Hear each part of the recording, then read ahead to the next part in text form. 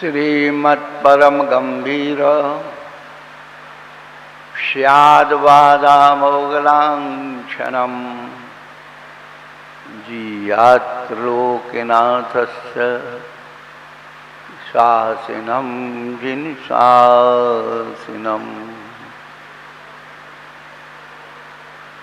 देवादिदेव गज्जर कल्प तरु चिन्ह सहित श्री शीतलनाथ भगवान की जय। देवादिदेव वीर शासन नायक श्री महावीर भगवान की जय। गोमटेश्वर बाहुबली भगवान की जय। कलतरवर्ते भगवान की जय। कि कहाँ कहाँ बस गई वरुण से तेरी मातो, कि कहाँ कहाँ बस गई वरुण से तेरी मात। सुंदर सलोने रूप रस अरुगंध में, दोहा कहो चौपाई काव्य कविता कहो, गीत गान शायरी गाथा रुछंद में। नानी की कहानी बैठी नाना के भजन बैठी, दादी की पहेली बैठी कवियों के कंठ में। नाटक के नवरस छोड़े नहीं तूने कभी, आन के बिराजो मेरे अमित के मनो में। दासांग भाई जनवाणी माता की जय। कुंद कुंदाचार्य भगवान की जय। 20वीं सदी के प्रथमाचार्य चार्य चक्रवर्ती आचार्य श्री शांत सागर जी महाराज की जय। तत्री पट्टाधीश आचार्य श्रोमणी गुरु श्री धर्म सागर जी महाराज की जय। मम शिक्षा गुरु ज्ञान श्रोमणी आचार्य कल्प श्री सुसागर जी महाराज की जय। तीन कमला करुण राज की जय। बोले परम पूज्य प्रकाश बालोगी मुनि श्री अमित सागर जी महाराज की, समस्त मुनि संघ की।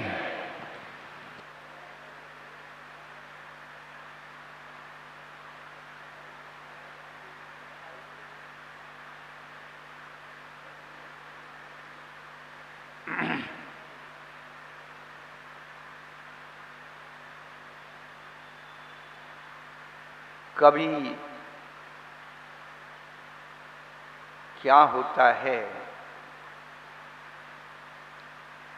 कभी प्रकृति के सौंदर्य का विश्लेषक होता है।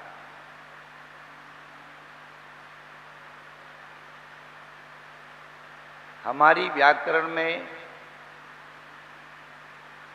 एक वृत्ति में पद आया है, पूछा गया कहा साधु, उत्तर में कहा प्रकृति ही साधु।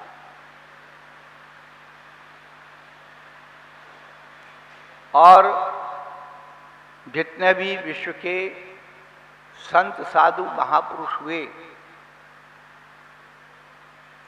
उन्होंने कविताएं जरूर लिखी। कविता के रूप कुछ भी हो सकते हैं, भक्ति रूप भजन हो सकते हैं, छंद हो सकते हैं। अनेक विधाओं में लिखने की परंपरा रही है और उन सभी साहित्य सृजताओं को महाकवि की उपाधि दी गई।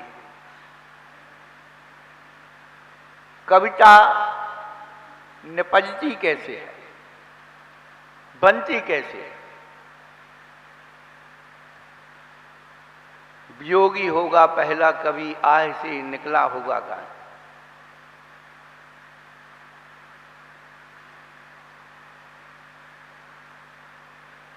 कविता अंतरंग की पीड़ा है, तभी वो कविता प्रभावकारी बनती है। वैसे तो कवि घर घर में पैदा हो जाते हैं, तुकबंदी मिलाई कविता बन जाती है। उसका और छोर मिले या ना मिले, लेकिन कविता अंतरंग की पीड़ा है जो रिस रिस कर रस में बहती है। जिस पीड़ा के आंसू ना हो शब्दों में आके कहती है, कविता अंतरंग की पीड़ा।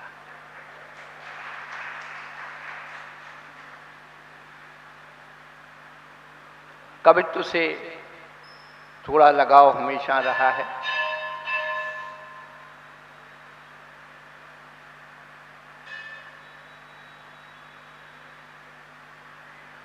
कविता के अनेक रूप होते हैं, काव्य के अनेक रूप होते हैं।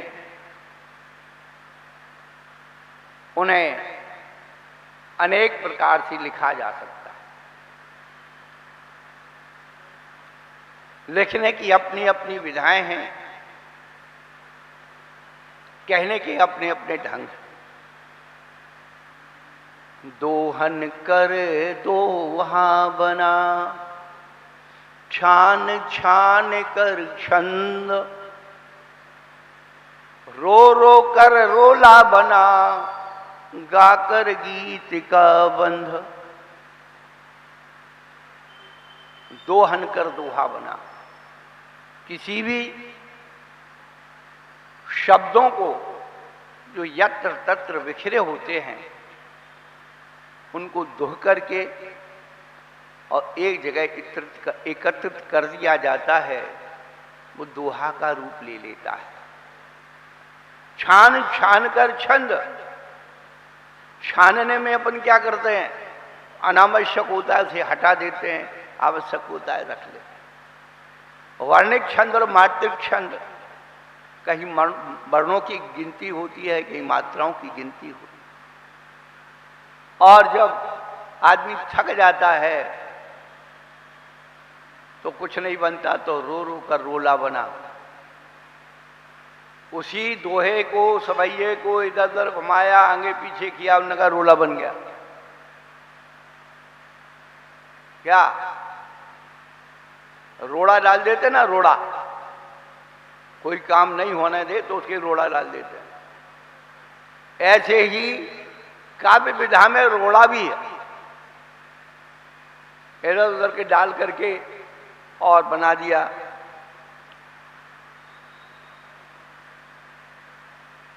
चौपाई चतुराई से, गाकर गीत का बंध, रो रो कर रोला बना, गाकर गीत का बंध।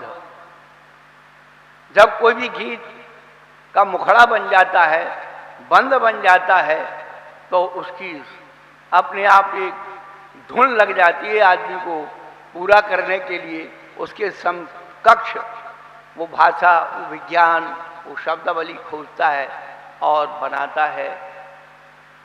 चौपाई चतुराई से बना कंठ से काव्य। हमारे रामचरितमानस के ऋचा गोस्वामी तुलसीदास जी, उन चौपाइयों में कितनी चतुराइयां भरी हुई हैं, कितना रहस्य भरा हुआ है। कभी चिंतन करके तो देखो। अभी हमारे काव्यकार कभी वर्ल्ड फेमस हैं कुमार विश्वास जी। अब उन्होंने आलतू फालतू बातें, राजनीति की इसकी बातें कमेंट जरूर कर देते, बड़ा मीठा चुटकुला, लेकिन वो राम के चरित्र पर इतना सुंदर बोलते हैं, अपने अपने राम। हम कभी उन महापुरुषों के व्यक्तित्व को अपने अंदर पैदा करें। हमारे ऋषि मुनियों की विधाएं रही हैं कि बड़ी बड़ी बातें आप ऐसे सुनोगे भूल जाओगे। आप सबको, जितने भी लोग बैठे हैं, बचपन में रहीम के, कबीर के, गिरधर की कुंडलियां, नीति दोहे जितने भी पढ़े आज तक याद होंगे, याद आ जाते। तो छंद विधा में जो लिखा जाता है, कविता में जो लिखा जाता है, वो याद रहता है। इसलिए उनमें जो शिक्षाएं बनी होती हैं, 2000 वर्ष पूर्व तिरुवल्लवर आचार्य जिन्होंने कुरल काव्य लिखा, विश्व की 80 भाषाओं में उसका अनुवाद है। अभी पिछले वर्ष मई के महीने में हमारे देश के प्रधानमंत्री किसी विदेश यात्रा पर गए थे। 22 मई पर आप क्लिक करके देख लेना। वहां के राष्ट्रपति में उनके सम्मान में श्री कुरल काव्य भेंट में दिया और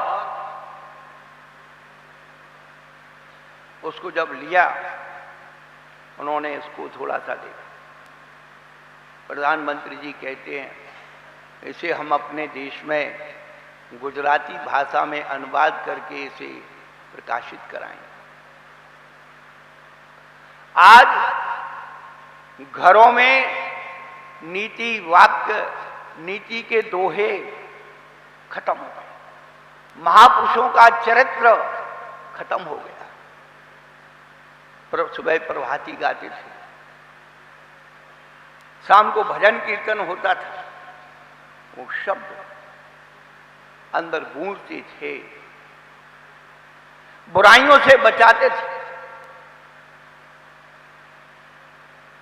सब उल्टा हो, रात दिन मोबाइल, नेट, व्हाट्सएप, क्या क्या भरा हुआ है ये सब जानते, उसकी विश्लेषण करने की जरूरत है।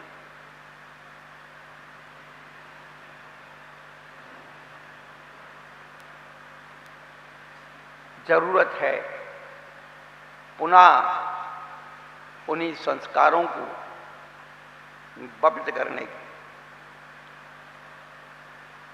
चौपाई चतुराई से बना कंठ से काव्य, कविता बनी कवित्व से, गाथा गाकर साध्य। गाथाओं में साध्य बताया गया है, लक्ष्य बताया गया है। भटक तो हम रही है,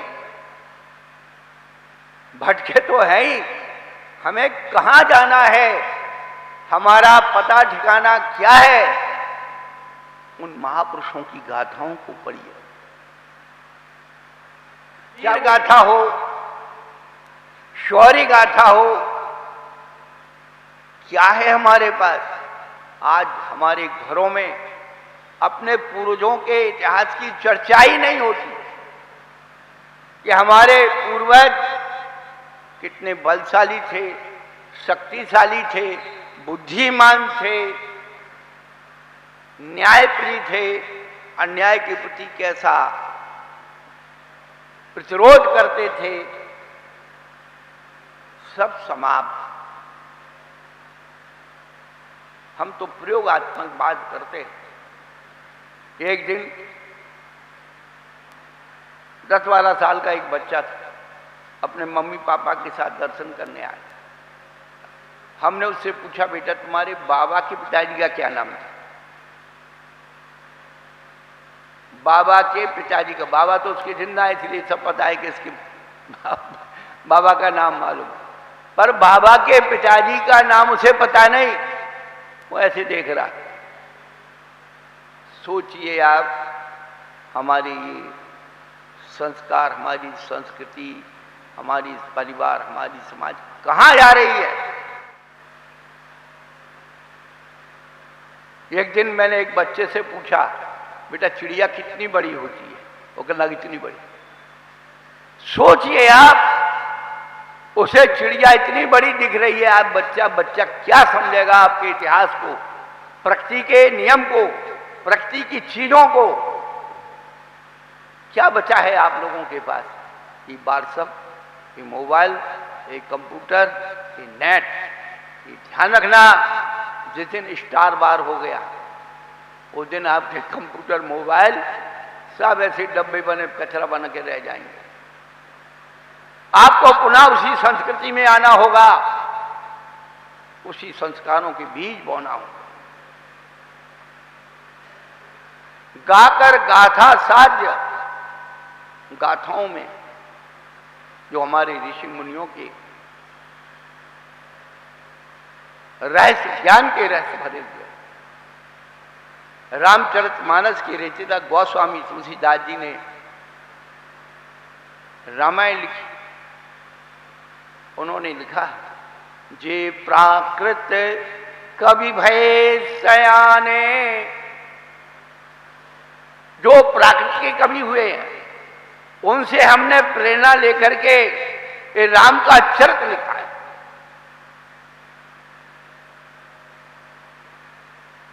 तिन सुनी हम हरि कथा बखाने, जे प्राकृत कवि भय से आए। कहाँ हैं हम, किस संस्कृति में जी रहे हैं? हम अपने बच्चों को क्या दे के जा रहे हैं, अपनी आगामी पीढ़ी को क्या दे के जा रहे हैं?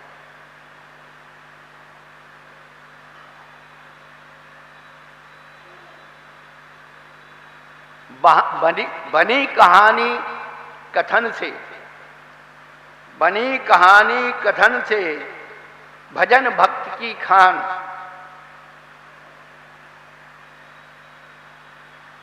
किसी भी रूपक को समझाने के लिए एक कहानी का अवलंबन लिया जाता है। एक राजा के 5 पुत्र थे, मूर्ख शिरोमणि। राजा ने अपने देश विदेश के जितने भी विद्वान पंडित थे सब बुलाए, भाई मेरे बच्चों को एक आध को तो कोई पढ़ा दो। और दंड बच्चे सब हार गए। आजकल के बच्चों को पढ़ाना इतना आसान नहीं है। आगे आने वाले समय में बच्चों को, एक बच्ची आती है, छोटी सी गुड़िया आती है, LIC क्या नाम है, इंद्रचंद जी की, इंद्र कुमार की, क्या कंप्यूटर है वो, उसने पूरी कंप्यूटर की ABCD बना दी पूरी, और जेट में कहती जिंदगी ढंड।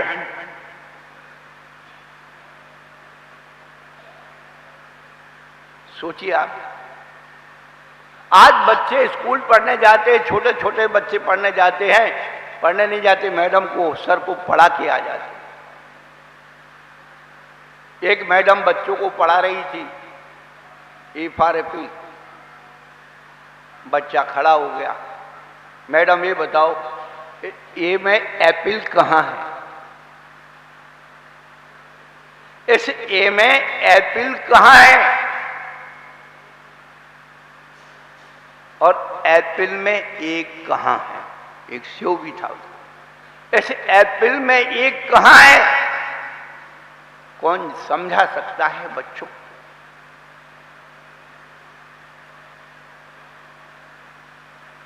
वो प्रतीक सब खो गए। उस राजा के पास एक विद्वान पहुंचा, विद्वान नहीं कहेंगे उसे, बुद्धिमान व्यक्ति पहुंचा। देखिए आप, एक मूर्ख होता है, एक विद्वान होता है, एक मूर्ख होता है, एक विद्वान होता है, उसके बीच में एक बुद्धिमान होता है।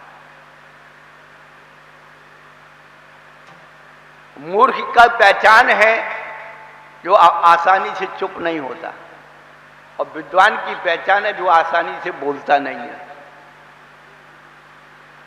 तो बुद्धिमान क्या काम करता है? बुद्धिमान का काम जो मूर्ख को चुप करा दे, विद्वान को बुलवा दे, वो बुद्धिमान होता है। अभय कुमार, राजा श्रेणिक का पुत्र, राजा श्रेणिक, कुमार श्रेणिक, ये सब बुद्धिमान थे। बीरबल बुद्धिमान था, तेनालीराम बुद्धिमान था, चाचा चौधरी बुद्धिमान था, और विदेश का एक विद्वान हुआ, अरब देश का एक विद्वान हुआ, जिसे मुल्ला नसरुद्दीन कहा जाता है। वो सारे काम उल्टे करता था, और जब उसे लोग टोकते थे तो वो ठोकता था।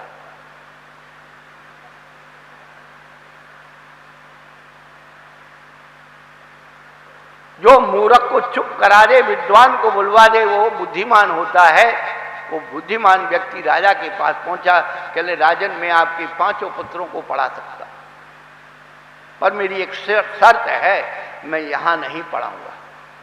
आपका जो राज उद्यान है, बगीचा है, जहां पर पूरे पशु पक्षियों का प्राकृतिक वातावरण है, वहां जाके पढ़ाओ। और उसने स्वीकृति दे दी, बच्चों को ले गए, और वहां पर बच्चे तो कौतुकप्रिय होते हैं, और वहां पर उसने बच्चों को, मूर्खों को सिखाया क्या पशु पक्षी की भाषा में मूर्खों को जानवरों की भाषा में समझाया जाता तब वो समझ में आती। मूर्ख कभी विद्वान की भाषा नहीं समझ, जानवरों की भाषा समझ। उसने ऐसे पात्रों को चयन किया और उन मूर्ख पुत्रों को पंचतंत्र की कहानियां सुना सुना करके उनके अंदर बुद्धि पैदा कर। कहने का तात्पर्य है कि आज वो कहानी भी खत्म हो गई। किसको कहानी आती, फिल्म की स्टोरियां आती। जिन कहानियों से जीवन जीने की प्रेरणा मिलती वो कहानियां खत्म। बनी कहानी कथन से भजन भक्त की खान। लीक छोड़कर शायरी, लय में आकर गान। शायरी जो लिखी जाती है, हमारे डॉक्टर प्रकाश बंसल जी और हमारे मधु बाबू जी ये ज़्यादा हमारे थोड़े संपर्क में रहते हैं। कभी कभी आकर के कोई मौज मस्ती में कुछ सुना जाते हैं। लीक लीक गाड़ी चले, लीक लीक गाड़ी चले, लीके चले कपूत, और लीक छोड़ तीनों चले शायर शेर सपूत।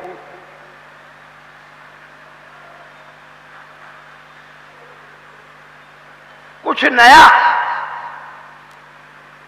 जहां होता है वहीं कुछ अनुभूतियां होती हैं।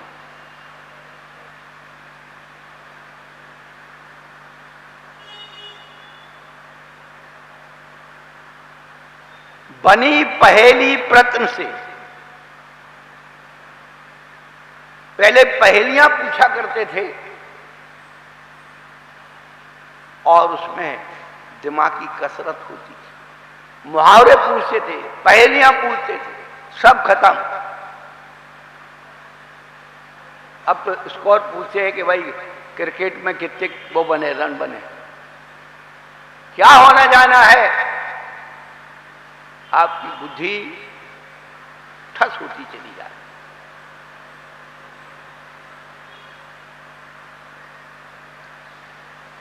बनी पहेली प्रश्न से लोकोक्ति व्यवहार। लोकोक्ति कहते हैं मुहावरे को, जो लोक प्रचलित कुछ ऐसे ही कोटेशन होते हैं। आपके देश में क्या बोलते हैं, अभी वैद्य जी कुछ बोल रहे थे आपकी भाषाओं में।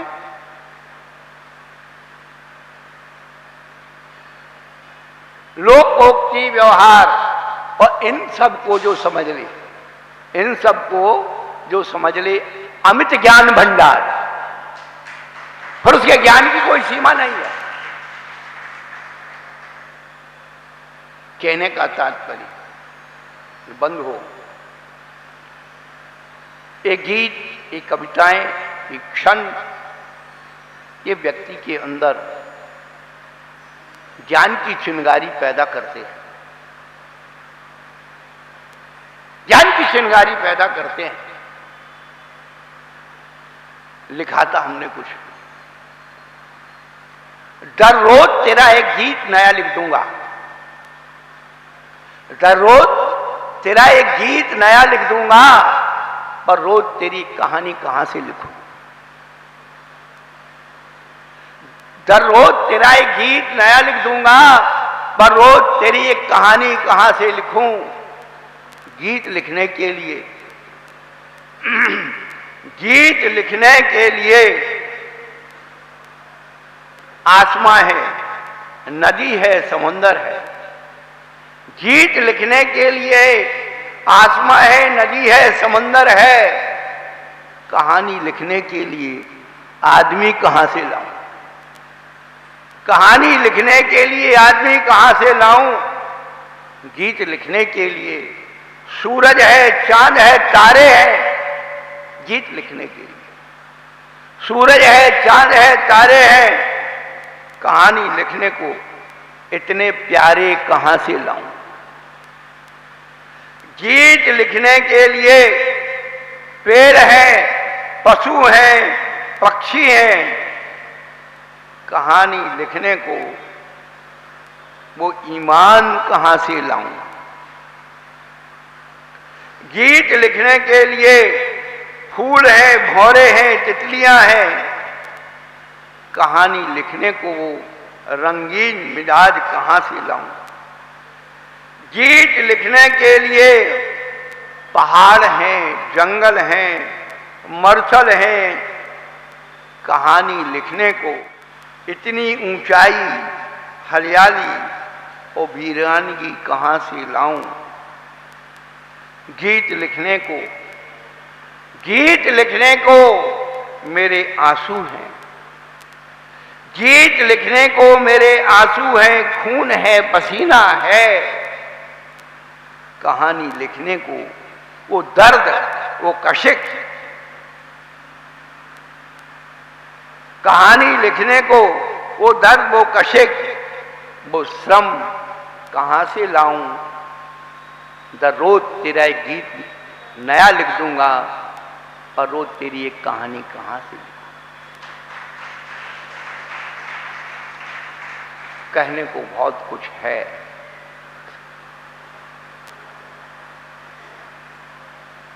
जैसे ही सरल जी ने सूचना दी कि प्रमोद बाबू दुबे जी आपके सानिध्य में अपनी पुस्तक का लोकार्पण करना चाहते हैं, उन्होंने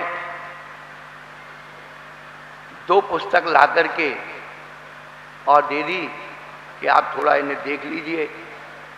पहले तो टाइटल देख करके सारा काम हो गया कि पानी में धूप। हमारे सिंहराज जी भी बोल रहे थे, कभी हम समझते हैं प्रकृति के चित्रण को कितना बड़ा उपदेश छिपा हुआ होता है। हम सबके जीवन का, प्राणी मात्र के जीवन में सबसे ज्यादा यदि महत्व है तो पानी का है। रहीमन पानी राखिए, बिन पानी सब सून, पानी गए न उबरे, मोती मानुष चून। पानी की महिमा सबसे ज्यादा है। जब अकाल पड़ गया 12 वर्ष का, जिस कुरल काव्य की आपको हम चर्चा कर रहे थे, उस कुरल काव्य में पहला चैप्टर ईश स्तुति का है और दूसरा चैप्टर है मेघ महिमा का। यदि पानी नहीं गिरा तो कल्पना करो कि क्या क्या हो सकता है। पानी नहीं गिरा तो खेत में अनाज नहीं होगा। जब खेत में अनाज नहीं होगा तो घर में भी अनाज नहीं होगा, और जब घर में अनाज नहीं होगा तो साधु संत सन्यासियों का अतिथि सत्कार कहां से होगा। इतना सुंदर वर्णन चित्रण उस कुरल काव्य में किया गया है। हम तो बार बार प्रेरणा देते, 2 बार तो प्रिंट करा दिया कि कुरल काव्य हर घर में, जैसे आपके घरों में एक एक टीवी है ना, अब एक एक टीवी नहीं है, हर घर में टीवी है, हर कमरे में टीवी है। बाबा की अलग, पापा की अलग, बच्चों की अलग, और मम्मी की तो टीवी चलती रहती 24 घंटे। हमारे रवि भाई साहब बोलते वो रोटी बना ले जाते थे। और सोचिए आप, रहीमन पानी राखिए, बिन पानी सब सोन, पानी गए ना उबरे, मोती मानुष चून। मेघ की महिमा उन्होंने बताई। हम अपने आप को कुछ सोचें। ये श्रावण का महीना चल रहा था, कल आखिरी सोमवार था। सब लोग शिव जी की आराधना जल से कर रहे थे, गंगा जी से जल रहा था। हमारे यहाँ भी अपने इष्ट की आराधना होती है, तो हमारे यहाँ भी गंगा जल का चढ़ाया जाता है। गंगा नदी का नीर निर्मल वाहे मल शोधे सदा, अंतरे मलों को छालने को नीर से पूजो मुदा। हमारे यहाँ भी गंगा जमुना सरस्वती का सब वर्णन है पूजाओं में। ऐसा पवित्र जल से हम लोग अपने इष्ट आराधना की पूजा करते हैं, चढ़ाते। हमने कभी विश्लेषण करते हैं तो हम सोचते जल को इतना महत्व क्यों दिया गया। प्राणी मात्र की आवश्यकता जल है। जल के पर्यायवाची नामों में जल का एक नाम जीवन है, तोयम जीवन मविषम।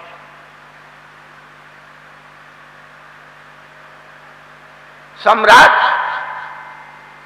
एक सम्राट दुनिया को लूट करके वैभव लेकर के अपने देश के लिए लौट रहा है। किसी एक संत से उनकी वार्तालाप हो गई। सम्राट सम्राट होता है, अहंकार के सिंहासन पर बैठता है।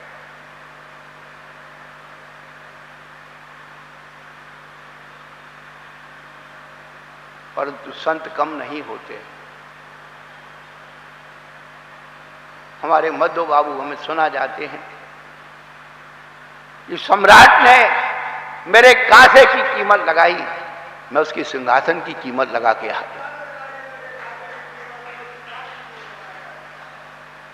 सोचिए आप क्या समझते हो संतों को। कल जो रक्षाबंधन का दिन था, ये संतों का ही जो दिन था। संत जो है समता, क्षमता और सहयोग की मूर्ति होते हैं। संतों को आप कम मत समझिए। हाँ,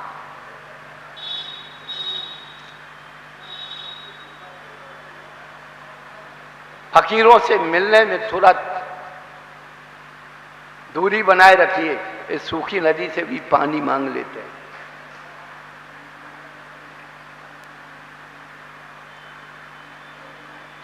जल एक ऐसा तत्व है जिससे सबका जीवन चलता है। वो सम्राट जा रहा था, संत से मुलाकात हो गई, अपना परिचय देने लगा, मैं विश्व का सम्राट हूं, सारी दुनिया की दौलत मेरे पास है। संत ने एक ही प्रश्न किया कि आप अपने देश जा रहे हो और रास्ते में कहीं भटक जाओ और तुम्हें कुछ खाने पीने को ना मिले, प्यास लगी हो, आपाद कंठ प्यास लगी हो, और वहां कोई एक गिलास पानी लेके आएगा तो मुझसे कितनी कीमत दोगे। सम्राट चिंतन करने लगा भाई आधा राज दे दूंगा। उसने जो भी कहा, महात्मा जी कहते गए जी इतने में भी राजी नहीं हो तो क्या करोगे, इतने में राजी नहीं होगे तो क्या करोगे। इतना आखिरी में कहने लगा कि भाई सारा राज दे दूंगा और एक गिलास पानी ले लूंगा। महात्मा जी कहने लगे वाह रे सम्राट, सारी जिंदगी भर दौड़ता रहा, सारे तेरी दौलत की कीमत एक गिलास पानी।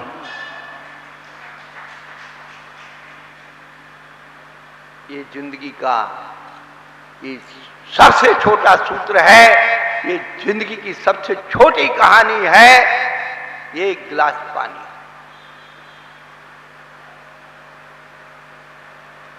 बंधुओं, धूप, पानी में धूप, जब टाइटल पड़ा, चित्र भी देखा, बड़ा सुंदर चित्र बना।